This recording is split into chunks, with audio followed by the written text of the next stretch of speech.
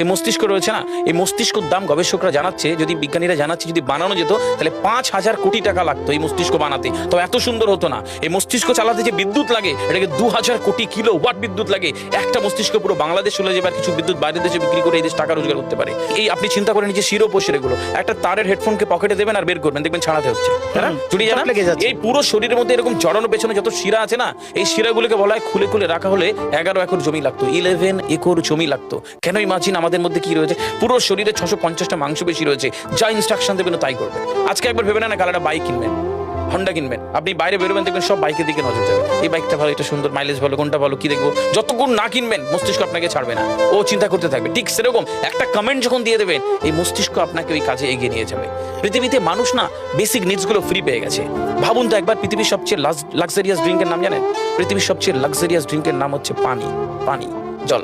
জল। যদি 5,000 টাকা লিটার কিনতে